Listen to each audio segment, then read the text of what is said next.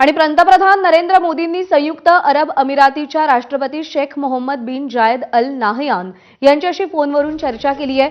चर्चेत झालेल्या हल्ल्यांचा त्यांनी निषेध केलाय आणि या हल्ल्यांमध्ये झालेल्या जीवित आणि मालमत्तेच्या नुकसानाबद्दल त्यांनी संवेदना व्यक्त केली आहे। तसंच संयुक्त अरबमध्ये राहत असलेल्या भारतीय समुदायाची काळजी घेतल्याबद्दल त्यांनी आभार व्यक्त केले। भारत हा संघर्ष कमी करण्यास आणि क्षेत्रीय शांती आणि सुरक्षा स्थिरतेच्या समर्थनासाठी तयार असल्याचंही त्यांनी सांगितलं।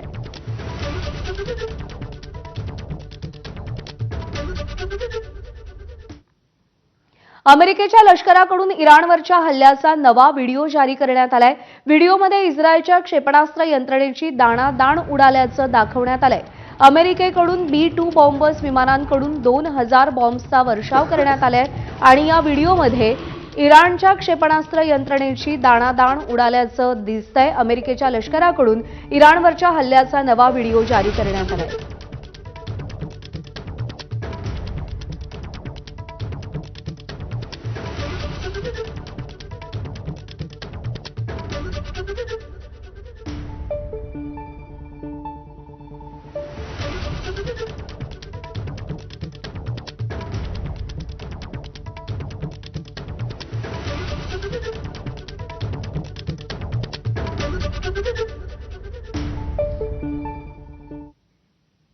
तर इस्रायलकडून आयरन बीम नावाच्या शस्त्राचा पहिल्यांदाच वापर करण्यात आलाय। हिजबुल्लाचं रॉकेट उडवण्यासाठी या शस्त्राचा वापर करण्यात आल्याची माहिती आहे।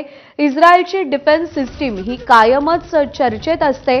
जेव्हा जेव्हा इस्रायलवरती आजूबाजूच्या देशांकडून हल्ला होतो ते हल्ले परतवून लावण्यासाठी इस्रायलची डिफेन्स सिस्टीम कायम सज्ज असते। सगळ्यात जास्त चर्चा असते ती म्हणजे आयर्न डोमची आणि आता आयर्न बीम नावाच्या शस्त्राचा पहिल्यांदाच इस्रायलकडून वापर करण्यात आलाय। हिजबुल्लाचं रॉकेट उडवण्यासाठी या शस्त्राचा वापर करण्यात आल्याची माहिती मिळते।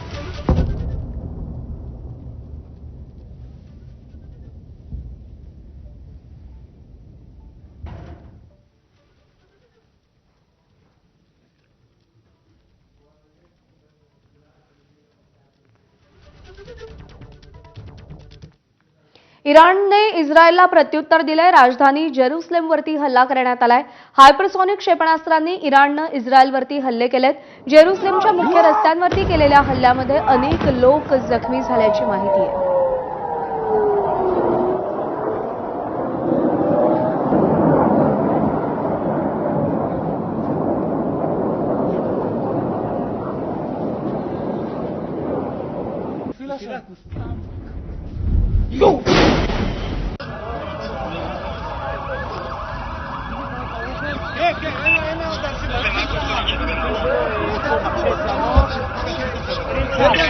أشكال أناشيد